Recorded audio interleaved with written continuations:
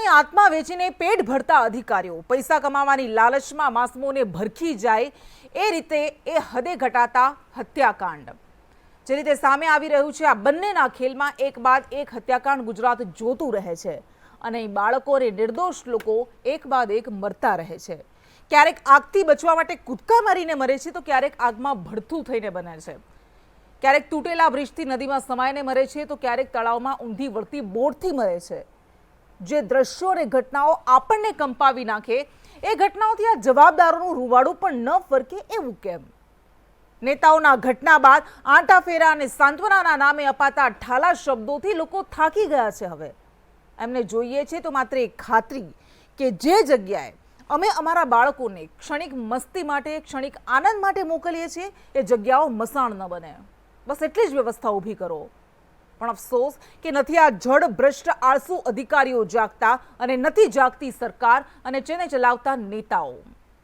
આ નેતાઓ આંટાફેરા મારે દરેક દુર્ઘટના બાદ, પરંતુ રાહ જોતા રહે કે હવે નવી દુર્ઘટના ક્યારે બનશે। સંચાલકોને આરોપીઓ બનાવાય તો પણ અધિકારીઓને કેમ નહીં, જેમની બેદરકારી અને ભાગ બટાઈએ આવા હત્યાકાંડોની હારમાળા સર્જી છે? કેમ એમને સજાને બદલે ભેટમાં સસ્પેન્શન અને બદલી આપવામાં આવે છે? દર વખતે નાના નાના માણસોને પકડીને મોટા માથાઓ છૂટી જાય છે અને જો ક્યારેક પકડી પણ લેવાય તો આ સિસ્ટમ તેને થોડાક સમયમાં આઝાદ કરી દે છે અને આખરે એક વિવશ બાપને કહેવા માટે મજબૂર બનાવે છે કે જો તમે સજા નહીં આપો તો હું બધાને ખતમ કરી દઈશ। આ શબ્દો સિસ્ટમ માટે ખતરનાક છે અને એટલે જ અમે પૂછીએ છીએ કે મગરમચ્છો પર સકંજો ક્યારે કસાશે?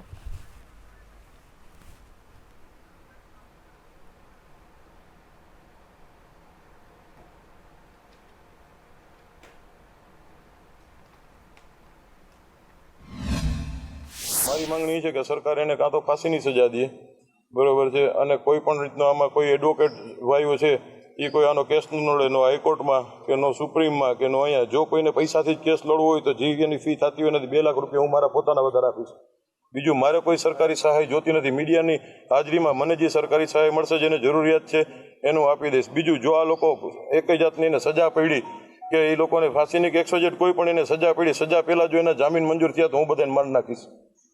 મારે આગળ પાછળ કાંઈ છે નહીં, હવે હતું એ મારું વયું ગયું છે। હવે આને તમે ધમકી સમજો તો છૂટ છે, મીડિયાને જે રીતના છાપવું એવી રીતના છૂટ। જો આ લોકો જામીન ઉપર છૂટ્યા એટલે હું એકને જીવતા નહીં, જેમ અમારા કોઈ પરિવારના ઓળખ પરેડ નથી થતી ને એમ આ કોઈની ઓળખ પરેડ હું નહીં થવા દઉં। આ લોકોને કડકમાં કડક સજા થવી જોઈએ, નહીંતર આ લોકો દર વખતે આવી રીતના એક દી મોરબીની પુલની ઘટના બને છે, એક દી બોટ ઊંધી વળી જાય છે, એક દી એવી રીતના ફાયર વળી જાય તો કોઈના દીકરા છે, કોઈના છોકરા છે, કોઈનું ફેમિલી છે, 5-5 જણા વયા જાય છે, છતાં એવી કઈ વસ્તુનું એક્શન લેવાતું નથી। અને હવે સરકાર એક્શન ન લે તો હવે પબ્લિક એક્શન લેશે ને હું તમને લઈને દેખાડીશ। જો એના જામીન મંજૂર થાય બરોબર છે અને નો હું પૂરા કરી દઉં તો હું મારા બાપના પેટનો નહીં।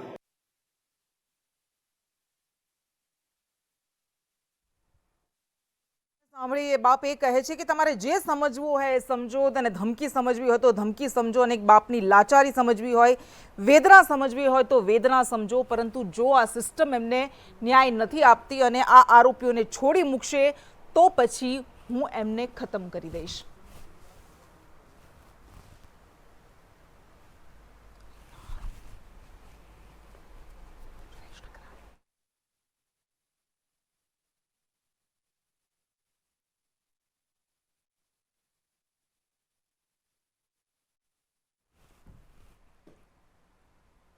અને આપણે ચર્ચા કરીશું કારણ કે જ્યારે અધિકારીઓની વાત આવે છે ત્યારે પોલીસ કમિશનરની પણ વાત આવે છે, જે પ્રેસ કોન્ફરન્સ કરીને એવું કહે છે કે મંજૂરી અપાઈ હતી પણ ક્યારે અપાઈ હતી એનો જવાબ નથી આપી શકતા। પછી એવું કહે છે કે રિન્યૂ કરવામાં આવી હતી, એ ક્યારે રિન્યૂ કરવામાં આવી હતી એ નથી કહી શકતા।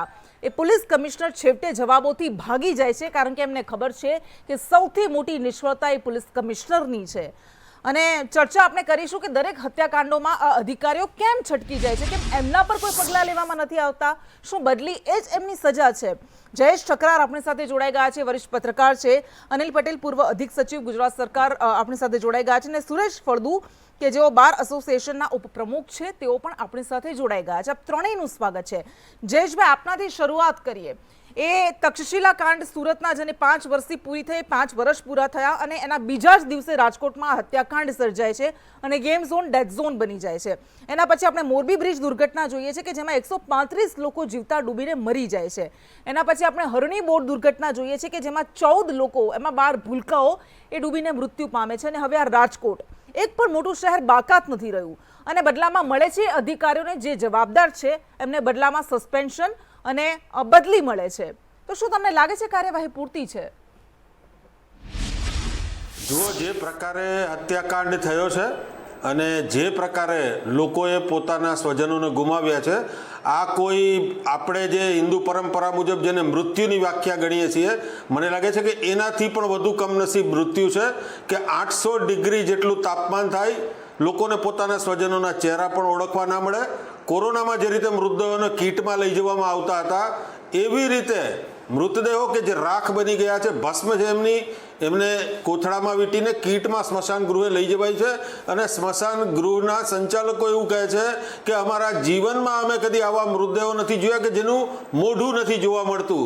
તો મને લાગે છે કે આ જે અધિકારીઓને અત્યારે વેઇટિંગ ફોર પોસ્ટિંગ શબ્દ બહુ રૂપકડો છે, વેઇટિંગ ફોર પોસ્ટિંગ એ કોઈ સજા નથી, એમનો પગાર પણ ચાલુ રહેશે. 3 IPS અધિકારી, 1 IAS અધિકારી જે સ્પષ્ટપણે જવાબદાર ઠરે છે કે એમણે બેદરકારી રાખી છે, ઘોર બેદરકારી દર્શાવી છે. તો પછી પોલીસ પણ પેરેલલ જે તપાસ કરી રહી છે, પોલીસે જે FIR નોંધી છે, જે રીતે ગેમ ઝોનના સંચાલકોની ધરપકડ કરવામાં આવી, 14 દિવસના રિમાન્ડ ઉપર છે, તો આ અધિકારીઓ પણ જો ગુનેગાર હોય તો એવી પાર્શિયાલિટી શા માટે? એમને માત્ર વેઇટિંગ ફોર પોસ્ટિંગ, એમને કયો અધિકાર છે કે તમે એને કોઈ, ના તો એમને 4 ટોપ લેવલના ઓફિસરને તો તમે સસ્પેન્ડ પણ કર્યા નથી. બાકીના 7 લોકો કે જેમણે પોતે પરમિશન આપી દીધેલી છે, જેમણે પોતે સ્પષ્ટપણે પુરાવા છે જેમની સામે, એને સસ્પેન્ડ કર્યા છે. જો તમે આવા જ્યારે જઘન્ય અપરાધમાં મામૂલી પણ કોઈ બેદરકાર હોય તો એમને ગંભીરમાં ગંભીર સજા થવી જોઈએ. તો તમે એવો ચાન્સ કેવી રીતે બાકી રાખો છો? તમે ના તો એમને ડિસમિસ કરો છો, ના તો એમને ધરપકડ કરો છો. આ તો જીવનું નુકસાન છે, કોઈ આર્થિક નુકસાન નથી. તમે કદાચ મારી સાથે કોઈ ફ્રોડ કર્યું હોય તો મને આર્થિક નુકસાન છે, તમે કદાચ પૈસાથી મને વળતર આપી શકો, પણ તમે તો મારા સ્વજનો છીનવી લીધા છે, મારા વાલસોયા લોકોને તમે છીનવી લીધા છે.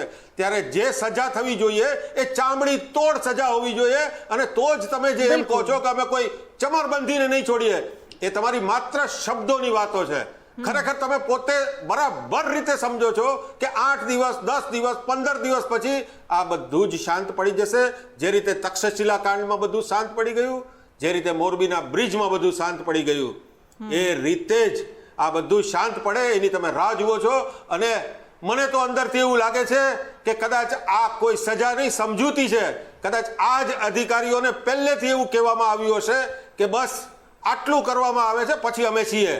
આવું પણ હોય તો એમાં કોઈ આશ્ચર્ય થાય એવું નથી, કેમ કે આપણું તંત્ર જ એવું છે કે જે શહેરમાં 4 વર્ષથી એક 3000 ચોરસ વારનો ગેમ ઝોન ધમધમતો હોય અને વોર્ડ નંબર 10 માંથી 20,000 ચોરસ મીટરના દબાણો હટે, પણ આ ગેમ ઝોન ના હટે. ટોપ લેવલના અધિકારીઓ ત્યાં બર્થડે પાર્ટી કરતા હોય. બેશરમીની હદ તો જુઓ કે જ્યાં નાના ભૂલકાઓ એવું માનીને જાય છે કે ત્યાં સરકારે જાહેર સલામતીની વ્યવસ્થા ગોઠવી હશે અને રાજકોટ મહાનગરપાલિકાનું તંત્ર એને માત્ર પાર્ટી પ્લોટ ગણીને ટેક્સ વસૂલતું રહે. આ મને લાગે છે કે આ કોઈ ઘટના નથી. આ કદાચ મેં મારા 25 વર્ષના રાજકોટના ઇતિહાસમાં આટલી ઘોર બેદરકારી, આવો હત્યાકાંડ ક્યારેય જોયો નથી. અને આ કોઈ 28 મૃતદેહોનો સવાલ નથી. પૂરું રાજકોટ અત્યારે એક બનીને એવું માને છે કે એમના સ્વજનો એમણે ગુમાવી દીધા છે. અને આ શહેર જેનો એક મિજાજ છે, જેને રંગીલું શહેર કહેવામાં આવે છે, અહીંયા જે અધિકારીઓ આવે છે એને ફૂલડે વધાવવામાં આવે છે. આ એક જ શહેર એવું છે કે જ્યાં જગદીશાને સારું કામ કર્યું તો એના નામનો માર્ગ બન્યો છે. અને જગદીશાને જ્યારે વિદાય લીધી તો આ શહેરમાં તોફાન ફાટી નીકળેલા. પરંતુ આ શહેરનો એ પણ મિજાજ છે કે જો તમે ફરજ નિષ્ઠાને ચૂકો છો, જો તમે કર્તવ્યનિષ્ઠ ના હો, તો તમને લાત મારીને હાંકી કાઢે છે. એટલે આજે જ્યારે રાજકોટમાં 2 નવા ટોપ લેવલના ઓફિસરોની નિયુક્તિ થઈ છે, હું એમનું બહુ સાદર સ્વાગત કરતા એમને ચોક્કસપણે ચેતવું છું કે આ શહેર તમારી ઉપર બહુ મોટું હા બિલકુલ બિલકુલ આવીશું આપની પાસે, કારણ કે અનેક સવાલો છે આ ઘટના પાછળ અને આવી ઘટનાઓ અનેક બની એની પાછળ. અનિલ પટેલ પણ આપણી સાથે જોડાઈ ગયા છે. સુરેશ ફળદુ છે, સુરેશ ફળદુ પાસે આપણે જઈએ. સુરેશભાઈ, જ્યારે કોઈ એક વ્યક્તિ એવું કહે કે જો આમને સજા નથી મળી તો હું એમને સજા આપીશ, ન્યાયમાં દરેક વ્યક્તિને વિશ્વાસ હોવો જોઈએ અને ન્યાય વ્યવસ્થા પ્રમાણે જ ચાલવું જોઈએ, પરંતુ તમને નથી લાગતી કે કાયદો અને ન્યાય એટલો પાંગળો પણ ન હોવો જોઈએ કે વ્યક્તિને એવું લાગે જ નહીં કે મને ન્યાય મળ્યો છે? આમાં અધિકારીઓ કેમ છૂટી જાય છે? કેમ એમને આરોપીઓ નથી બનાવવામાં આવતા?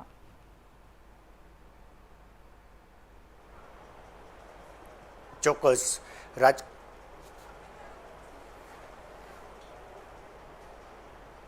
જી સુરેશભાઈ. હા, ચોક્કસ રાજકોટ બાર એસોસિએશન એટલા જ માટે એક આ બાપની વેદના છે, એ બાપની વેદનાને વાચા આપવા માટે રાજકોટ બાર એસોસિએશનના ઇતિહાસની આ પહેલી ઘટના છે કે જેમાં રાજકોટ બાર એસોસિએશનની સંપૂર્ણ બોડીએ વકાલતનામામાં સહી કરી અને એક બાપની વેદનાને વાચા અપાવવા માટે અને જે ભોગ બનેલ છે એ તમામ ભોગ બનનાર પરિવારની વારે આવી અને રાજકોટ બાર એસોસિએશને આરોપીની વિરુદ્ધ કોર્ટમાં ખડા રહીને આર્ગ્યુમેન્ટ કરેલ છે અને આર્ગ્યુમેન્ટના ભાગરૂપે 14 દિવસની રિમાન્ડ પણ ગ્રાન્ટ કરાવેલ છે. આ ઘટના જોવામાં આવે તો થોડી ક્ષણ માત્ર આપણે વિચારીએ કે 45 ડિગ્રીમાં આપણે રહી નથી શકતા, ત્યારે 800 ડિગ્રીમાં નાના નાના ફૂલ જેવા બાળકો કે જેને ત્યાં એક વેકેશનના ભાગરૂપે રમવા જાય છે અને એને ખ્યાલ નથી કે એની સાથે શું ઘટના ઘટવાની છે, કેટલી ઘોર બેદરકારી છે. 2 ફર્મ છે, 2 ફર્મને જોઈન્ટ કરવામાં આવે છે, જોઈન્ટ કરી અને ત્યાં 3000 મીટરની અંદર આખું બિલ્ડિંગ બાંધવામાં આવે છે, એક ઇન્ફ્રાસ્ટ્રક્ચર ઊભું થાય છે, ફેબ્રિકેશન આખું ઊભું થઈ જાય, એનું ઓપનિંગ થઈ જાય.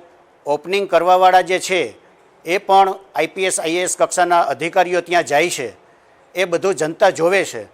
તો માત્ર આવા અધિકારીઓને સસ્પેન્ડ કરવા એ કોઈ પૂરતો ઈલાજ નથી, કારણ કે એક પછી એક ગુજરાતમાં આવા કાંડો ઘટનાઓ ઘણી બધી ઘટેલી છે. એ ઉપરાંત નામદાર ગુજરાત હાઈકોર્ટ દ્વારા પણ આવી માર્ગદર્શિકા આપવામાં આવેલી છે, છતાં આવી માર્ગદર્શિકાનું કોઈ પાલન કરવામાં આવતું નથી અને એક પછી એક નફાખોરી આવી રીતે ડામવાની જગ્યાએ નફાખોરોને નફા મેળવવા માટે જે પ્રકારે એક પ્રોત્સાહન આપવામાં આવે છે એ ખરેખર બહુ ગંભીર બાબત છે. અને આ જનતા ખરેખર જે જનતાનો અવાજ છે એ એક પ્રકારે આ રીતે માત્ર સસ્પેન્ડ કરી અને રૂંધવાની વાત છે. બીજું સૌથી મહત્ત્વની બાબત એ છે કે સ્થળ ઉપરથી અવશેષો જે એકત્રિત કરવાના છે એ સ્થળ ઉપર ટોટલી જગ્યા સાફ કરી નાખવામાં આવે, કારણ કે હજી કેટલા કર્મચારીઓ અંદર હતા, કેટલા રમવાવાળા બાળકો ભૂલકાઓ અંદર હતા એ કોઈ આઈડેન્ટિફાઈ થતા નથી. આજની તારીખે જે માણસ જે પિતાની વેદના છે એ પિતા આજની તારીખે એના બાળકને મેળવવા માટે સિવિલ હોસ્પિટલ પાસે ખડા પગે ઊભા રહીએ છે. આજે એને ખબર નથી કે એનો બાળક વલકા મારી રહ્યા છે, એને ખબર નથી કે એનો બાળક છે આજે હયાત છે કે હયાત નથી. એ ગઈકાલે વકાલતનામામાં અમારી પાસે સહી કરવા આવેલા ત્યારે એને આંસુ પાડતા વકાલતનામામાં સહી કરેલ છે કે સાહેબ હું વકાલતનામામાં સહી કરું છું, મને અત્યારે ખબર નથી મારું બાળક હયાત છે, મારું બાળક હયાત નથી. 5 સ્વજન ગુમાવેલ છે, કોઈ તંત્ર તરફથી અમને કોઈ સધિયારો પણ આપવામાં આવતો નથી. આવી કરુણ દુર્ઘટના કે જેમાં કોઈ ને કોઈ જે સંડોવાયેલા છે એ સંડોવાયેલા છે કોણ છે એ બધું તંત્ર જાણે છે, પરંતુ તકલીફ એ છે કે અહીંયા તંત્ર સંડોવાયેલું છે. અમારી આર્ગ્યુમેન્ટ કાલે પણ એ જ હતી કે તંત્ર જવાબદાર છે એ પહેલા ક્રમે છે. તંત્ર આ રીતે બેરોકટોક બાંધકામ કરી અને બેરોકટોક આવી રીતે પરવાનગીઓ આપવા દેવામાં આવે છે, જેના કારણે આ લોકો બધું કરી શકે છે. જો તંત્ર પહેલેથી જ સતર્ક રહે તો આ ઘટના કોઈ દી ઘટત નહીં. એટલે બહુ દુઃખની વાત છે કે આટલા 28 લોકોના ખરેખર એક પ્રકારે જોવા જઈએ તો 28 લોકોના મર્ડરો કરવામાં આવેલ છે, જાન લઈ અને લેવામાં આવેલી 28 છે. નથી, વાસ્તવમાં અને મેં એવું મનુષ્ય જોઈને આવી છું અપરાધ વધ આપણે કઈ રીતે રાજકોટમાં કહી શકીએ? કારણ આ કે આંકડો એના ઘણો નોલેજમાં મોટો છે. કારણ કે ખબર જ નથી કે કોનો મૃતદેહ છે, કેટલા લાપતા છે. એ હજુ આંકડો ધીમે ધીમે વધતો જાય એમ છે. જો તટસ્થ તપાસ કરવામાં આવે તો આ 13 મણનો તો વચ્ચે મૂકવો પડી રહ્યો છે, કારણ કે જે હદે મૃતદેહો સામે આવી રહ્યા છે, જે હદે લોકોના શરીરના સંપૂર્ણપણે ક્ષત થઈ ગયેલા શરીરના અત્યારે એમના અંશ મળી રહ્યા છે, ખરેખર કાળજું કંપાવી નાખે એવા દ્રશ્યો છે. અમે બતાવી રહ્યા છે સ્ક્રીન પર કે કેવી રીતે લોકોના અંશને શોધવાની કોશિશ થઈ રહી છે. અને આવી ઘટના અત્યાર સુધી ઘણી બધી દુર્ઘટનાઓ થઈ, પરંતુ આ રાજકોટ દુર્ઘટનાએ અનેક સવાલો કરવા માટે મજબૂર કરી દીધા છે કે આટલી હદે જડતા તો કેવી રીતે હોઈ શકે. એ દિનેશ કેવડિયા આપણી સાથે જોડાઈ ગયા છે કે જેમની દીકરી યશવી કેવડિયા નાનકડી ભૂલકી, જે તક્ષશિલા અગ્નિકાંડ થયો હતો એ પણ હત્યાકાંડ હતો અને એમાં તેમણે પોતાની વહાલસોઈને ગુમાવી હતી. દિનેશભાઈ, 5 વર્ષ પહેલા પણ એ જ સ્થિતિ હતી. તમે આ જ સરકાર સામે, આ જ સિસ્ટમ સામે, આ જ અધિકારીઓ સામે ન્યાય માટે ઝંખના હતા, ન્યાય માટે વલખા મારતા હતા, સવાલો કરતા હતા. અને તમે એ પણ આશ રાખી હશે કે હવે કોઈનો વહાલસોયું ન જવું જોઈએ, હવે આવી ઘટના ન બનવી જોઈએ, પણ એ તો અટકી જ નથી, એ તો બનતી જ રહી છે. શું લાગે છે, કોણ જવાબદાર છે?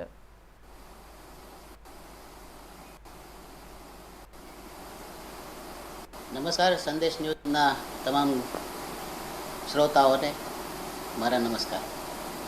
5 વર્ષ પહેલા 2019માં આ બનાવ બન્યો હતો. ત્યારે મારા ઘરની દીકરી ગઈ. ત્યારે અમને એમ હતું કે આથી મોટી કોઈ દુર્ઘટના હોય જ ના શકે. આમાંથી સરકારને શીખ લઈ અને એક તટસ્થ તપાસ ટાઈમે કેસ પૂરો કરી અને જો સજા આપવામાં આવ્યો હોત તો કદાચ આ કાલ જે રાજકોટની ઘટના બની છે એ ના બને. પણ આજે 5 વર્ષ થયા છતાં હજી ન્યાય માટે અમે દોડીએ જ છીએ. હજી કોઈ કેસ ચાલુ બરાબર થયો નથી. 5 વર્ષે અમને હજી કોઈ દેખાતું નથી કેટલા વર્ષે આ કેસ પૂરો થશે. પહેલા હમણાં સાહેબ વાત કરતા હતા બાર એસોસિએશનની, જ્યારે 2019માં આ ઘટના બની ને ત્યારે સુરતના તમામ નાગરિકોની એક લાગણી હતી કે આ કેસ કોઈ પણ વકીલ ના લે, પ્રતિષ્ઠિત વકીલ ના લે. આજે અમારી સામે 10-12 ટોપના વકીલોની ફોજ ઊભી કરી દીધી છે આરોપીઓએ. અમે સામાન્ય ઘરના માણસો છીએ, અમારી પાસે કોઈ પૈસો ખર્ચવાની અમારામાં તાકાત નથી. 22 અમે મધ્યમ વર્ગીય અને પગારદાર માણસો છે, 20-25 હજારમાં ઘર ચલાવવાળા. અમારી પાસે પૈસા નથી, એમ વકીલ નથી રોકી શકતા. આરોપીઓ તમારી સામે હસીને જાય છે ને તમને રાત્રે ઊંઘ પણ નથી આવતી.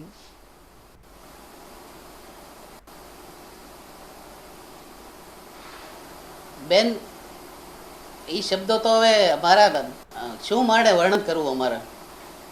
આજે 5 વર્ષની અંદર સુપ્રીમ કોર્ટ સુધી, હાઈકોર્ટ નહીં સુપ્રીમ કોર્ટ સુધી કોઈ એક પણ તારીખ અમે બાકી રાખી નથી લડવામાં. અને તમામ જગ્યાએ જ્યારે અમે જઈએ છીએ તો અમને એવું ફીલ કરવામાં આવે છે કે ગુનેગાર અમે છીએ. અપરાધીઓ તરફથી એવું ફીલ કરાવવામાં આવે છે એના વકીલો તરફથી કે આ બધી વસ્તુ બની જ નથી, એવી રીતની આર્ગ્યુમેન્ટ થાય છે.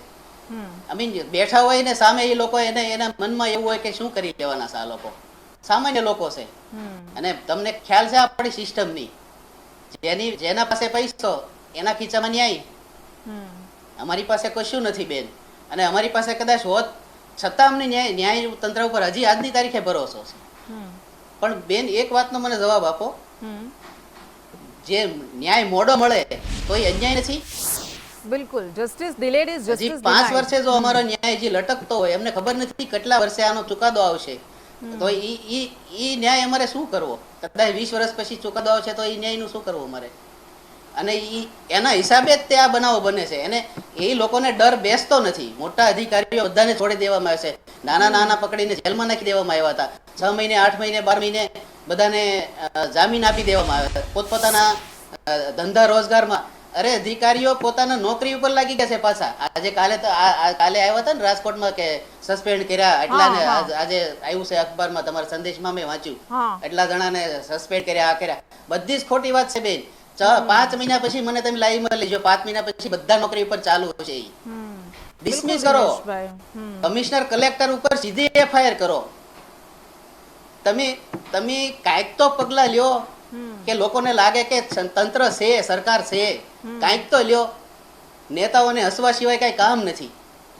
એ જ હાસ્ય અમને દર મહિને અહીંયા કોર્ટમાં સાંભળવા મળે છે અમારી સામે. આ શું અમારે કેટલી શું મોટી કરુણતા કહેવાય, હાલત છે, કેટલી શું મોટી હશે મારી? લાચારી 5 છે. વર્ષથી અમારી જિંદગી નરક જેવી થઈ ગઈ છે. દિનેશભાઈ, આવીશું ફરી આપની પાસે. અનિલભાઈ, આપે સાંભળ્યા, આપણે બધાને સાંભળ્યા અને છેવટે બાપની લાચારી પણ સાંભળી કે જેમણે 5 વર્ષ પહેલા પોતાની બાળકી ગુમાવી હતી. એ કહી રહ્યા છે કે આવો ન્યાય હોય, આટલો બધો વિલોમ થતો હોય તો અન્યાય ન કહેવાય. અને આપણને ખબર છે કે ન્યાય થાય છે એટલું પૂરતું નથી હોતું, ન્યાય થાય છે એ દેખાવો પણ જોઈએ, પરંતુ અહીંયા તો ન્યાય જેવું કંઈ દેખાતું જ નથી. અને ઉપરના એ અધિકારીઓ કે જેમની બેદરકારીને કારણે આ બધા જ હત્યાકાંડ થાય છે, એ તો મસ્ત આરામ ફરમાવતા રહે છે, એ તો ફરી પાછા પોતાના કામે લાગી જાય છે. તો આમાં ક્યાં ન્યાય? પ્રથમ તો કરુણ જે દુર્ઘટના બની છે એના દુઃખની લાગણી વ્યક્ત કરું છું. આપણે જો જોઈએ તો ન્યાયપાલિકાએ જે ગંભીરતા આ વખતે દાખવી છે અને એમણે સુઓ મોટો લીધો છે. સુઓ મોટો લઈને એમણે એટલે સુધી કહ્યું છે કે આ માનવ સર્જિત ઘટના છે. એણે એવું નથી કહ્યું કે આ દુર્ઘટના જ છે, એમણે સ્પષ્ટ કહ્યું છે કે માનવ સર્જિત દુર્ઘટના છે. અને એ પણ વિશેષમાં કહ્યું છે કે મને વહીવટી તંત્ર પર કોઈ ભરોસો નથી. આ જ કહી શકે છે કે આ વખતે ન્યાયપાલિકાએ ખૂબ જ ગંભીરતાથી આ કિસ્સાને લીધો છે, કારણ કે આવી ઘટનાઓ વારંવાર બનતી આવી છે. મારા આટલા વર્ષના ઇતિહાસમાં અનેક અમે દુર્ઘટનાઓ જોઈ છે, અકસ્માતો જોયા છે, હોનારતો જોઈ છે, પણ માનવ સર્જિત હોનારત જો જોવા મળી હોય તો આ છેલ્લા 2-5 વર્ષમાં જ જોવા મળી છે. બીજી વસ્તુ મારે એ વસ્તુ ધ્યાન દોરવાની કે જ્યારે સુઓ મોટો લીધો અને એમાં જે કોઈ સૂચનાઓ કે જે માર્ગદર્શન આપવામાં આવે છે કોર્ટ દ્વારા, એનું અક્ષરશ ખરેખર અધિકારી કે વહીવટી તંત્ર દ્વારા અમલ થવો જોઈએ. ભૂતકાળમાં પણ સુઓ મોટો થઈ છે, સૂચનાઓ પણ આપવામાં આવી છે, માર્ગદર્શન પણ આપવામાં આવ્યું છે, એ પ્રમાણે અમલ કરવા પણ જણાવવામાં આવ્યું છે, પણ એનો અમલ વહીવટી તંત્ર દ્વારા થતો નથી. તો આ વખતે હું માનું છું કે ન્યાયપાલિકાએ આ બાબતે જો કોઈ આ માર્ગદર્શન આપવામાં આવ્યું કે સૂચનાઓ આપવામાં આવી એનો અમલ ન કરે તો કોર્ટ ઓફ કન્ટેમ્પ્ટ થાય એ પ્રમાણેની પણ ક્યાંક જોગવાઈ થવી જોઈએ. તો હું એમ માનું છું કે આ જે ન્યાયની પ્રક્રિયા છે એ ઝડપી બને અને ન્યાય મળી શકે. બિલકુલ. બીજો મુદ્દો છે હા હા, કે જે ન્યાયની વાત કરી, આ દરેક વ્યક્તિએ કહ્યું કે ન્યાય મળવો જોઈએ. તમે નાના નાના માછલાઓ કે નાના નાના કર્મચારીઓને સસ્પેન્ડ કરી દો, પણ એક પહેલો પ્રશ્ન એ આવે છે કે આ જે સસ્પેન્ડ કરવામાં આવ્યા એ કર્મચારી અધિકારી કઈ કક્ષાના છે? તેઓ પાસે આ મંજૂરી આપવાનું કે આ પરવાનગી આપવાની એને સત્તા છે ખરી? જે વ્યક્તિને સત્તા હોય, જે અધિકારી સક્ષમ સત્તા હોય, એના ઉપર જ્યારે એક્શન લેવામાં આવે ત્યારે આ સાચા પગલાં કહેવાય. ત્યાં સુધી એટલે સ્પષ્ટ વસ્તુ છે કે એક બાજુ મ્યુનિસિપલ કમિશનર તો કશું બોલતા જ નથી. આજ દિન સુધી મ્યુનિસિપલ કમિશનરે એવું નથી કહ્યું કે અમે પરવાનગી આપી છે નથી આપી. હા, ચીફ ઓફિસરે સ્પષ્ટતા કરી દીધી કે અમારે ત્યાં કોઈ રજૂઆત આવી નથી. પછી પોલીસ કમિશનર કહે છે કે આપી પોલીસ કમિશનર કહે છે કે મેં આપી છે, અને પોલીસ કમિશનર પાછા એવું પણ કહે છે કે ભાઈ ફાયરની મંજૂરીની પ્રક્રિયા ચાલે છે, રિન્યુ પણ કરવામાં આવ્યું છે. તો રિન્યુ કયા આધારે કરવામાં આવ્યું, કેટલા વખતથી એને મંજૂરી આપવામાં આવી છે? બીજું, સક્ષમ સત્તા ખરેખર આ પરવાનગી આપવા માટે મ્યુનિસિપલ કમિશનર છે કે પોલીસ કમિશનર છે, એ પણ નક્કી કરવાની વસ્તુ છે. એ પણ તપાસનો વિષય થયો, કારણ કે મ્યુનિસિપલ કોર્પોરેશનની હદમાં જ્યાં સુધી આ વસ્તુ આવતી હોય તો મ્યુનિસિપલ કમિશનર એના સક્ષમ અધિકારી પરવાનગી આપવા માટેના છે. અને એના તાબા હેઠળ ચીફ ઓફિસર આવે છે, એના તાબા હેઠળ ટાઉન પ્લાનિંગ ઓફિસર આવે છે, એના તાબા હેઠળ સેનેટરી, આ આખી એક ટીમ હોય છે, અને એ ટીમ તપાસ કરીને પછી પરવાનગી આપતી હોય છે. અને એ કઈ ચીફ ઓફિસર સીધા જઈને એમ નથી કહી દેતો એજન્સીને કે ભાઈ હું આ તમને પરવાનગી આપું છું. એના માટે આખી પ્રક્રિયા છે, એ પ્રક્રિયા ફોલો કરવાની હોય છે. એના જે પ્રક્રિયામાં ઉલ્લંઘન થયું છે, ઘણા બધા લૂફોલ્સ છે, એનો લાભ ઉઠાવાયો છે અને એના પરિણામો આપણે જોઈ રહ્યા છીએ. આગળ પણ આપણે અનિલભાઈ બ્રેકનો સમય થઈ ગયો છે. કોઈ પ્રક્રિયા જ નથી થઈ, બિલકુલ કોઈ પ્રક્રિયા નથી થઈ અને પરિણામે આ game zone dead red zone બની ગયું છે. આગળ પણ આપણે ચર્ચા કરીશું, કારણ કે ઘણા બધા એવા સવાલો છે અને એના સવાલોના જવાબ મેળવવા આજે જરૂરી છે કે જેના કારણે બીજો આવો હત્યાકાંડ ગુજરાતે ન જોવો પડે. ચર્ચામાં આગળ વધીશું, કારણ કે અધિકારીઓ પણ આરામ ફરમાવે છે, નેતાઓ પણ આંટાફેરા મારે છે અને બધું જ પાછું હતું તેમનું તેમ થઈ જાય છે. જયેશભાઈ પાસે ફરી જઈએ. જયેશભાઈ, રાજકોટમાં 4 વર્ષથી આ ગેમ ઝોન ચાલતું હતું. હવે બધાની જવાબદારીઓને લઈને આપણે સવાલ કરી રહ્યા છીએ, પણ એમની કોઈની જવાબદારી હજુ નક્કી નથી થઈ. એ સંચાલકો જે કર્મચારીઓ હતા એમને પકડી લીધા છે. તો તમને લાગે છે કે કોઈને કોઈ ફરક નથી પડતો ને એટલા માટે પુનરાવર્તન થતું રહે છે આવી ઘટનાઓનું? પુનરાવર્તન થવાનું સૌથી મોટું કારણ છે કે આમાં ગુનેગાર કોઈ એક માત્ર નથી. હું તો આપને જણાવું કે માત્ર અધિકારીઓ ગુનેગાર નથી, આમાં સંચાલકો માત્ર ગુનેગાર નથી, આમાં સિસ્ટમનો એક ત્રીજો ત્રિકોણ કે જેની સાંઠગાંઠ આપણે વર્ષોથી જોઈએ છીએ, રાજકારણીઓ અને અધિકારીઓની મિલીભગત છે. અને એટલા માટે જ તમે જુઓ કે દરેક તંત્રની ઉપર લોકશાહીમાં જનપ્રતિનિધિઓને બેસાડવામાં આવે છે. રાજકોટ મહાનગરપાલિકા બેદરકાર છે તો રાજકોટમાં લોકોના મતથી ચૂંટાયેલા લોકોના ટ્રસ્ટીઓ, જે નગરસેવકો છે, જે મેયર છે, જે સ્ટેન્ડિંગ કમિટીના ચેરમેન છે, જે નાના નાના રસ્તાનું કામ ચાલુ થાય તો રિબન કાપતા હોય એવા પબ્લિસિટી સ્ટન્ટ કરવા આગળ આવી જાય છે. આ 72 કલાક થવા જાય છે. શા માટે રાજકોટના મેયર, ડેપ્યુટી મેયર, સ્ટેન્ડિંગ કમિટીના ચેરમેન કહેતા નથી કે આ અમારી પણ જવાબદારી છે? તમને બરાબર રીતે હું જણાવી દઉં કે મહાનગરપાલિકામાં ચકલું પણ ફરકે ને તો પદાધિકારીઓને ચોક્કસપણે ખબર હોય. ટાઉન પ્લાનિંગ શાખા બેદરકાર હોય કે ફાયર શાખા બેદરકાર હોય તો લોકોના ટ્રસ્ટીઓની શું ફરજ છે? એમને સારી સારી ગાડીઓ, લક્ઝુરિયસ ફેસિલિટી શેના માટે આપવામાં આવી છે? તમે ચૂંટણી પ્રચારમાં તો ગલીએ ગલીએ જાઓ છો તો આટલા બધા નગરસેવકો, વોર્ડ નંબર 10ના 3 નગરસેવકોમાંથી અમે ગઈકાલે જ્યારે પૂછ્યું તો એમને ખબર પણ નથી કે આવા કોઈ ગેમ ઝોન છે, કાં તો એ લોકો છુપાવે છે. તો હું માનું છું કે અત્યારે જ્યારે સજા થઈ રહી છે ત્યારે એક આ હિસ્સો છે જેને કોઈ ટચ નથી કરતું, અને કેટલાક કિસ્સામાં રાજકારણીઓ હજુ પણ આ આખી તપાસ ઉપર પ્રભાવશાળી છે. તો એમને પણ પૂછવું જોઈએ કે મેયર તરીકે એમણે શું કર્યું. બિલકુલ, મેયર તરીકે એમણે શું કર્યું, મુખ્યમંત્રી તરીકે મુખ્યમંત્રીએ શું કર્યું, ગૃહમંત્રી તરીકે ગૃહમંત્રીએ શું કર્યું, આ બધા જ સવાલો છે. પણ એ જવાબ આવશે કે કેમ, એ જ સૌથી મોટો સવાલ છે. જ્યારે કોઈ કોસરબીવાળો આપણે કેસ જોયો હતો કે જ્યારે એ હત્યા થઈ હતી અને એ કેસમાં એક આઈપીએસની રિટાયરમેન્ટ જેલમાં થઈ ગઈ હતી, તો શા માટે આટલા લોકોના મૃત્યુ થાય છે? તો અધિકારીઓને એની આંચ પણ નથી આવતી. આપણે ચર્ચા કરી રહ્યા છીએ જ્યારે અધિકારીઓના ફોટો આ ટીઆરપી ગેમ ઝોનના લોકો સાથે આવે છે ને ત્યારે સવાલ થાય છે કે ત્યારે તમે સત્કાર સમારોહ લેવા માટે ગયા હતા, સત્કાર લેવા માટે ગયા હતા, તો પછી તમને ક્યાંથી ફિકર હોય કે આ ગેમ ઝોનમાં બધું વ્યવસ્થિત રીતે ચાલે છે કે કેમ? તમે ત્યાં ગયા હતા ત્યારે જો થોડી ઘણી તસદી લીધી હોત તો આજે આ ક્ષણ ન આવી હોત. ફરી પાછા આપણે સુરેશ ફળદુ પાસે જઈએ. સુરેશભાઈ, આ સવાલ એક સામાન્ય લોકોનો સવાલ છે કે 4 વર્ષથી આ ગેમ ઝોન ચાલતું હતું અને તેમ છતાં લોકોને ખબર નથી પડતી, અધિકારીઓને ખબર નથી પડતી કે આમાં સાચું ચાલે છે, કાર્યવાહી પ્રમાણે ચાલે છે, પ્રોસેસ પ્રમાણે ચાલે છે કે કેમ, એ જોવાતું નથી. આરોપીઓની આપણે વાત કરીએ તો મોરબીના આરોપીઓ, જે મુખ્ય આરોપીઓ હતા, એ જામીન પર છે. સુરતના આરોપીઓ છે એ જામીન પર છે. વડોદરાના આરોપીઓ પણ થોડા સમયમાં જામીન પર નીકળી જશે. તો કેમ આવું છે કે બધા જ જામીન પર નીકળી જાય છે? તો સજા કોને મળશે અને ક્યારે મળશે?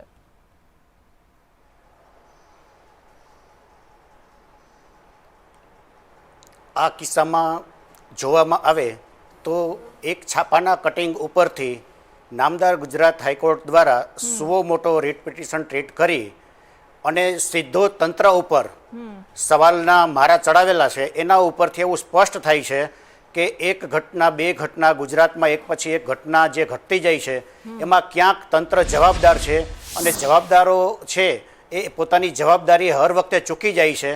નામદાર હાઈકોર્ટ દ્વારા તક્ષશિલા કાંડ પછી જે માર્ગદર્શિકા આપવામાં આવેલ છે એ માર્ગદર્શિકા પણ આ લોકો ચૂકી ગયા છે. ત્યારે નામદાર ગુજરાત હાઈકોર્ટ દ્વારા આટલો બધો સિરિયસ લઈ અને ખરેખર મેટર પણ સિરિયસ છે. બનાવ તમે જોવામાં આવે તો એક ખાલી કલ્પના કરવાથી આપણા શરીરમાં કંપારી છૂટે એ પ્રકારની એક ઘટના છે. ત્યારે નામદાર ગુજરાત હાઈકોર્ટ આ વખતે સ્પષ્ટ એવું દેખાઈ આવે છે કે જે રીતે તાત્કાલિક એક્શન લેવામાં આવેલ છે, સસ્પેન્ડ સુધીની કાર્યવાહી થઈ છે, એ પૂરતી નથી. પ્રજાનો અવાજ છે, રોષ છે. એટલે મને એવી આશા છે કે સરકાર છે આ સંબંધે પણ કંઈક ગંભીરતા દાખવી અને જવાબદારો સામે એફઆઈઆરમાં નામ દાખલ કરવામાં આવે, વિકલ્પે તાત્કાલિક ધોરણે એને ડિસમિસ કરવામાં આવે, કંઈક થશે. રહી ટ્રાયલની વાત, તો નામદાર ગુજરાત હાઈકોર્ટ જે રીતે સુઓ મોટો લીધી છે અને જે હતભાગી જે પરિવાર છે, જે લોકો સ્વર્ગસ્થ થયા છે, એ પરિવારને ન્યાય આપવા માટે નામદાર ગુજરાત હાઈકોર્ટ કોઈ માર્ગદર્શિકા પણ જાહેર કરી શકે કે ચાર્જશીટ થયાના આટલા દિવસ વહેલામાં વહેલી તકે ચાર્જશીટ કરવું અને ચાર્જશીટ થયાના આટલા દિવસની અંદર ટ્રાયલ પૂર્ણ કરવી એવી પણ માર્ગદર્શિકા આપી શકે અને તંત્રને આ સંબંધે યોગ્ય પગલાં લેવા પણ કહી શકે એવું અત્યારે જણાઈ આવે છે. જી બિલકુલ. ફરી પાછા આપણે દિનેશભાઈ પાસે જઈએ. દિનેશભાઈ, સુરતમાં ફાયરની સીડીઓ નાની પડી ગઈ હતી અને હરણી દુર્ઘટના કાંડમાં આપણે જોયું હતું કે ક્ષમતા કરતાં વધારે બાળકોને બેસાડી દીધા, બોટ નાની પડી ગઈ હતી અને હવે આ હત્યાકાંડ આપણે જોઈ રહ્યા છીએ. આમાં પણ એવું જ થયું જે તક્ષશિલા કાંડમાં થયું હતું. અનેક લોકો એવા છે કે જેમણે પોતાના જીવ બચાવવા માટે કૂદકા માર્યા હતા અને ફરી પાછો એ કાંડ આપણને યાદ આવી ગયો હતો, તક્ષશિલા કાંડ.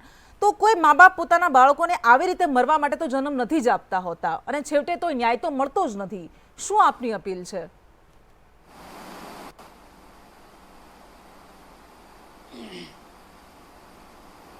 બેન, ન્યાયમાં તો એવું છે ને, હવે અમે તો થાકી ગયા છીએ. અમને તો એવું લાગે છે ને કે આપણા ભારતમાં જિંદગી બહુ સસ્તી છે, ન્યાય બહુ મોંઘો છે. બિલકુલ. 5 વર્ષ વીતી જવા છતાંય જો કશું ના થતું હોય તો આ બનાવ બનતા રહેવાના. લખી દઉં છું તમને, આજે નહીં કાલે નહીં. આ બનાવ પરથી શીખ નહીં લે કે હાઈકોર્ટ લે કે સુપ્રીમ કોર્ટ લે કે સરકાર લે, કોઈ પણ લે, પણ કોઈ પણ ને તો જાગવું પડશે ને. અમારા કેસને 5 વર્ષ થઈ ગયા, કોઈ પૂછવા આવતું નથી તમારે શું હાલત છે તમારી. હાઈકોર્ટમાં આ લોકોએ ડિસ્ચાર્જ અરજીઓ નાખીને મૂકેલી છે આરોપીઓએ. 3 વર્ષ થઈ ગયા ડિસ્ચાર્જ અરજીઓ અમારી પેન્ડિંગ છે, ત્યાં ચલાવતા નથી હાઈકોર્ટ વાળા. હાઈકોર્ટમાં અમને તારીખ ઉપર તારીખ આપે છે, ત્યાંના વકીલો ચાલવા દેતા નથી, અહીંયા કેસ ચાલવા દેતા નથી વકીલો.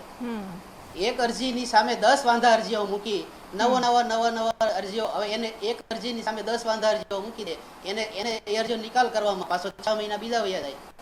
વિચાર કરવામાં ન્યાય છે ક્યાં? જેટલા કાયદા છે ને એની કરતાં છટકબારી 10 ગણી વધારે છે અને કાયદાની આટી ઘૂંટી જ એટલી છે. અમે તો હવે કંટાળી ગયા હતા. ન કરે નારાયણને આ બનાવ હજી બીજો ન બને, પણ અમને ભરોસો નથી બનશે જ તે, કારણ કે આ તંત્ર નથી સુધરવાનું. બેન, બધું જ બદલ્યું છે, તારીખથી માંડીને બધું જ બદલ્યું છે. શેર બદલ્યા છે, આંકડા બદલ્યા છે, વિક્ટીમ બદલ્યા છે, આરોપીઓ બદલ્યા છે. નથી બદલ્યું ને તો એક આ સિસ્ટમ નથી બદલી, અને એ સિસ્ટમ બદલવા માટે હું તો એમ કહું છું હવે કોઈની તાકાત નથી. નહીં સુધરે, કોઈથી નહીં સુધરે. ભરોસો હતો અમને આ સરકાર ઉપર, અને એ વખતે તત્કાલીન મુખ્યમંત્રી આવ્યા હતા વિજયભાઈ રૂપાણી, અમારા બાળકોની લાશ ઉપર બોલ્યા હતા કે તમે ગભરાતા નહીં, આમાં તમને કોઈ પણ જાતનો અન્યાય નહીં થાય અને કોઈને છોડવામાં નહીં આવે, તમને વહેલામાં વહેલી તકે ન્યાય આપવામાં આવશે. આજે 5 વર્ષ થયા, કોઈને પડી નથી. બધા પોતપોતાની રીતે મસ્ત છે. નેતાઓ ચૂંટણી લડવામાં મસ્ત છે. એક ચૂંટણી પતી જાય, બીજી ચૂંટણીમાં વ્યા જાય, ત્રીજી ચૂંટણી વ્યા જાય, એને ટાઈમ છે નહીં. અમે બધા જ દરવાજા બેન ખટાવી જોયા, કોઈ રસ્તો બાકી નથી મૂક્યો. અમે દિલ્હી સુધી ગયા હતા, સુપ્રીમ કોર્ટમાં અમારા ઘરના પૈસા એમ ખર્ચ્યા. આ લોકો સુપ્રીમ કોર્ટમાં જામીન અરજી મૂકી હતી અમારા આરોપીઓ, અમે એની સામે સુપ્રીમ કોર્ટમાં પણ ગયા. હવે તમને ખ્યાલ છે ને કેટલું કેવી પરિસ્થિતિ છે સુપ્રીમ કોર્ટમાં જવા માટે. છતાંય કોઈ વસ્તુ, કોઈ ઝીરો. આજની તારીખે તે કોઈ વસ્તુ, કોઈનું પરિણામ આવ્યું નથી, અને એનું પરિણામ આ છે. અને ભોગવે છે કોણ? તો કે સામાન્ય માણસો. ત્યાં મોજ મજા કરવા આવ્યા હતા બાળકો. અરે વેકેશન છે સાહેબ, તમે વિચાર તો કરો એની હાલત શું છે અંદર છોકરાઓની. મારી દીકરીનો ફોન ચાલુ હતો છેલ્લે સુધી, એટલે મને ખબર છે એની હાલત શું હતી. સાહેબ 4 વાગે 4 ને 5 મને ફોન આવ્યો મારા ધંધાના સ્થળ ઉપર, હું બેઠો હતો બેન, અને મારી દીકરીનો ફોન આવ્યો, પપ્પા જલ્દી આવો, આગ લાગી છે અહીંયા. એટલે મેં એને કીધું, પહેલા તો મેં કીધું તું ગભરાતી નહીં, કોઈ જાતનું ગભરાતા નહીં, પણ અવાજ ચિચિયારીઓ બહુ બાળકોની સંભળાતી હતી મને. અને છેલ્લે પછી મેં કીધું ફાયર બ્રિગેડ આવી ગયું છે, હવે તમને બચાવી જ લેશે. પણ દીકરીને તો શું હોય, એના બાપ સુપરમેન જ હોય ને, એને એમ કે હોય મારા પપ્પા આવી જાય એટલે મને બચાવી લેશે. ત્યાં હું પહોંચ્યો, મારી નજર સામે આગ બળતી હતી, ભડકે બળતી હતી, કોઈ જાતની કોઈ કાર્યવાહી. ફાયર બ્રિગેડ પાસે એટલા સાધનો નહોતા. વિચાર કરો, 80 લાખની વસ્તીનું સુરત છે, 4 માળ સુધી પોગે એટલી સીડી નહોતી, કોઈ નેટ નહોતી. દિનેશભાઈ, કલ્પના આપણને ધ્રુજાવી જાય છે. એ સુરતની યશવી હોય, એ વડોદરાની રોશની હોય કે પછી રાજકોટની આશા હોય, આ 45 ડિગ્રી તાપમાનમાં પણ આપણે શેકાઈ જઈએ છીએ, તો એક કલ્પના કરવી પણ ધ્રુજાવી દે છે આપણને કે આવી આગમાં એમની શું હાલત થઈ હશે. છેલ્લે બેન મારી દીકરીએ મને એમ કીધું, પપ્પા હવે તમે નહીં આવતા, હવે હું નહીં બચું, મારા કપડાં બળવા મળ્યા છે, હવે તમે ફોન મૂકી દો. અને એનો મારો ફોન ચાલુ રહી ગયો ને એનો અવાજ બંધ થઈ ગયો. બેન તમે વિચાર કરો હું હાલત છે એની. અને આ લોકો એમ કે છે આમ છે તેમ છે, સો મોટો લીધો. અરે સો મોટો તો અમારી વખતે લીધો હતો, નહોતો લીધો એવું નહોતું. એ વખતે નિર્દેશ જાહેર કર્યો હતો કે આ કેસમાં કોઈ પણ બાંધછોડ કરવામાં નહીં આવે. આજે 5 વર્ષમાં બધા જ આરોપીઓ મોજ મજા કરે છે, કોઈને કાંઈ પડી નથી. અને હેરાન થાય છે અમે. કોઈ પણ તહેવારમાં અમે અમારા ઘરમાં મીઠાઈ નથી આવતી. આજની તારીખે દિવાળીમાં અમારા ઘરે દીવો નથી થતો. અને વિચાર તો કરો તમે, આ બધા નાટકો ચાલે છે. અરે એ 2 દિવસ લાગે, નજર સામે છે તમારી. કમિશનર, આઈએસ અધિકારી, આઈપીએસ ઉપર કરો ને કેસ, છે તેવડ ના એ નથી થતા. એના જવાબદાર નેતાઓ જે છે, જે ન્યા ઉભા ઉભા દાંત કાઢે છે, એની ઉપર એક્શન લ્યો. અને રાજીનામું પહેલાના સમયમાં સાહેબ એક ટ્રેન દુર્ઘટના થતી હતી ને, મોરારજી દેસાઈ જેવા માણસ રાજીનામું દઈ દેતા હતા. પણ 5 જીવ જતો તો નેતા જવાબદારી, રાજીનામું દઈ દેતા હતા ઈમાનદારી પોતાની મરી જવાબદારી ચૂકી સમજીને. છે. અને એ જ કારણ આ છે કે 150 માણસો મરી જાય છે અને કોઈને જવાબદાર એક પણ રાજીનામું પડ્યું 5 વર્ષમાં. તમે જો કેટલા માણસો મરી ગયા છે ગુજરાતમાં. હા હા બિલકુલ. દિનેશભાઈ, સત્તા માટે જ રાજનીતિ થાય છે. સત્તા માટે જ રાજનીતિ થાય છે. સત્તા માટે જ રાજનીતિ થાય છે. એમને માત્ર પોતાની સીટો ગણવી છે કે અમારે કેટલી સીટ મેળવવાની છે, અને પરિણામે નિર્દોષ જિંદગીઓ મરતી રહે છે. જિંદગી અહીંયા માત્ર નાટક બનીને રહી ગઈ છે. સુરેશભાઈ, વકીલો શા માટે અત્યારે જ્યારે ઘટના બને ત્યારે બધા જ એવું કહે છે કે અમે કેસ નહીં લડીએ, અમે કેસ નહીં લડીએ, પરંતુ છેવટે એ આરોપીઓને જામીન સુદ્ધા મળી જાય છે અને એ આવી રીતે પીડિત બાપ સામે હસતા હસતા નીકળી જાય છે? કેમ આટલી લીચડ છે આપણી સિસ્ટમ?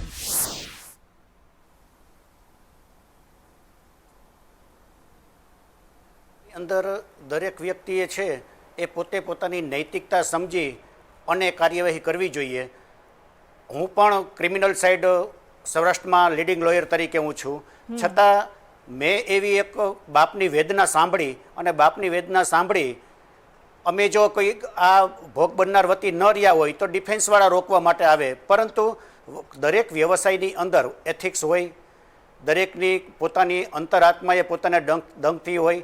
મને આ વસ્તુ ઘટના સાંભળી અને અમે રાજકોટ બાર એસોસિએશનની બોડી બીજે જ દિવસે ભેગી થઈ છે અને એક નિર્ણય લઈ છે કે આપણે એક નવો, અત્યાર સુધીમાં ગુજરાતમાં જ્યારે કોઈ ઘટના નથી બની, કોઈ આવો શિરસ્તો નથી થયો, આપણે એવો એક શિરસ્તો તૈયાર કરી કે રાજકોટ બાર એસોસિએશનની આપણી 1 વર્ષ માટેની બોડી છે. આ આપણો સમય પૂર્ણ થાય તો પણ આપણે કન્ટિન્યુ રહેવાનું અને ભોગ બનનાર બાજુ રહેવાનું. ભોગ બનનારની સામે નહીં, આપણે એની બાજુ નથી રહેવાનું, આપણે ડિફેન્ડ નથી કરવાના. આવું અમે નક્કી કર્યું. હવે રહ્યો દરેક આરોપીઓનો બંધારણીય અધિકાર જે કાયદામાં છે એ, કેને વકીલ મળવો તો જોઈએ. કોઈ પણ આરોપી છે એ ડિફેન્ડમાં વકીલ નથી રોકતા. હા, નથી રોકતા. તો LADC, ગુજરાત સરકારે જે LADCની એક આખી પાંખ ઊભી કરી છે, તો LADCને જાણ કરવામાં આવે કે ભાઈ આ આરોપીએ પોતાનો કોઈ એડવોકેટ રોકેલ નથી, તો તમે આને ડિફેન્ડ કરો. તો હાલના કિસ્સામાં રાજકોટના જે TRP કાંડની અંદર જોવામાં આવે તો આજે પણ અત્યારે હું રિમાન્ડ પૂરી કરીને જ આપની પાસે બેઠો છું. એક આરોપી જે અન્ય આરોપી પકડો એને રિમાન્ડમાં રજૂ કર્યો હતો, એને પણ 13 દિવસની રિમાન્ડ આપી. ગઈકાલના આરોપીઓને 14 દિવસની. થોડી સેકન્ડ્સમાં જવાબ આપશો કે શું આ જે રાજકોટના પીડિતો છે એમને ખરેખર ન્યાય મળશે ખરો, કે હજુ સુરતના લોકો જેમ વાટ જોવે છે ન્યાયની, ઝંખે છે, એવું જ ચાલતું રહેશે? મને 100% આશા છે કે અત્યાર સુધીની તમામ ઘટનાઓને લક્ષ્ય લઈ અને નામદાર ગુજરાત હાઈકોર્ટે સુઓ મોટો લીધી છે. એટલે અત્યાર સુધીમાં જે ઘટનાઓ ઘટેલી છે એના આ એક લેન્ડમાર્ક આ ઘટનાથી છે ને ચુકાદો આવશે અને વહેલામાં વહેલી તકે આવી ઘટનાઓ ઘટતી અટકશે એવું નામદાર ગુજરાત હાઈકોર્ટ તરફથી કોઈ પણ એક્શન લેવામાં આવશે એવી મને અપેક્ષા છે. એવી આપણે પણ અપેક્ષા રાખીએ. અનિલભાઈ, આપની પાસે આવીએ. શરૂઆત જ જેનાથી કરી હતી કે મગરમચ્છો પર સકંજો ક્યારે કસાશે, અને આ મગરમચ્છો એ અધિકારીઓ પણ છે અને આ મગરમચ્છો માત્ર સંચાલક નથી, એ તો નાની નાની માછલીઓ છે, પણ જે જવાબદાર છે આ આખા ષડયંત્ર ચલાવવા માટે એ પણ છે. એ આરોપી ક્યારે બનશે, કેમ નથી બનતા? આમાં એક મહત્વની વસ્તુ એ છે, જેમ નામદાર હાઈકોર્ટે જે ગંભીરતા દાખવી એ જ રીતે સરકારે ગંભીરતા હવે દાખવવાની જરૂર રહે છે. કારણ કે એક પછી એક આવી જ્યારે ઘટનાઓ બનતી જતી હોય ત્યારે કમસે કમ સરકારના જે મહત્વના હોદ્દાઓ પર બેઠેલા લોકો છે એમનો અંતર આત્મા જાગવો જોઈએ. હવે કે ક્યારે જાગશે કે એ લોકોના પોતાના બાળકો આમાં હોમાશે ત્યારે સમય છે. આ સમય એટલો સારો છે કે આ સરકારે જાગીને પહેલું તો એક કામ કરવાની જરૂર છે કે રાજકોટ નગરપાલિકામાં જે કોઈ મેયર, ડેપ્યુટી મેયર કે જે પદાધિકારીઓ હોય એમની પાસે ક્યાં રાજીનામા લઈ લેવા જોઈએ, ક્યાં એને બરખાસ્ત કરી દેવા જોઈએ અને વહીવટદાર નીમવો જોઈએ.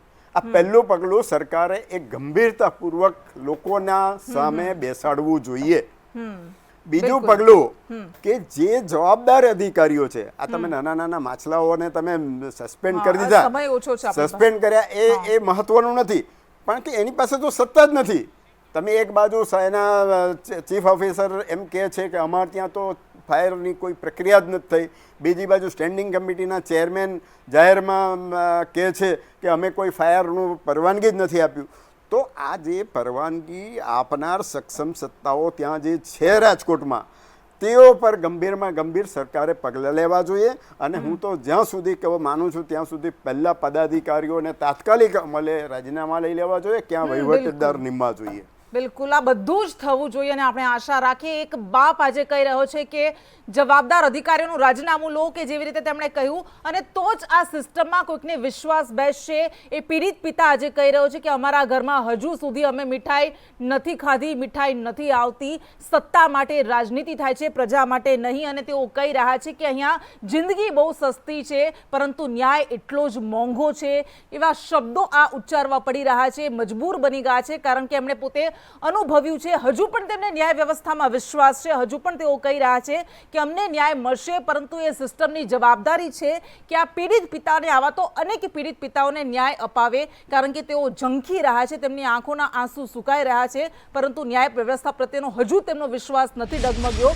એટલે વિશ્વાસ ન ડગમગે એવી આપણે આશા રાખીએ. અને અધિકારીઓની સાથે સાથે નેતાઓની પણ જવાબદારી છે કે જેઓ મોરબી વખતે પણ ત્યાં જાય છે, જેઓ સુરત વખતે પણ ત્યાં જાય છે, જેઓ વડોદરા વખતે પણ જાય છે, પરંતુ જો એમાંથી કંઈક બોધપાઠ શીખ્યા હોત ને તો આજે રાજકોટમાં આવી રીતે સહાય મલમ લગાવવા ન જવું પડ્યું હોત. એટલે બધા જ શીખ લે એવી આશા રાખીએ. આપ તમામ અમારી સાથે જોડાયા, આપનો ખૂબ ખૂબ આભાર. નમસ્કાર. અને આ જે આખો આપણે શો કર્યો, આખો કાર્યક્રમ હતો, એનો એક હેતુ એ હતો કે મગરમચ્છો પકડાવા જોઈએ. માત્ર નાની નાની માછલીઓને પકડીને તમે એને છૂટી ન મૂકી દો, કારણ કે જ્યાં સુધી મગરમચ્છો નહીં પકડાય ત્યાં સુધી આવા હત્યાકાંડ નહીં અટકે. અને ગુજરાત જે છેલ્લા વિકાસની આંધળી દોટમાં આવા હત્યાકાંડોનું પણ સાક્ષી બન્યું છે, એવું ન બને એવી આપણે એકમાત્ર આશા રાખીએ. અને ન્યાયની આશા એ સૌથી મોટી વાત છે. બધાને ન્યાય મળવો જોઈએ, તો જ આ સિસ્ટમમાં વિશ્વાસ રહેશે, નકર ડગમગી જશે.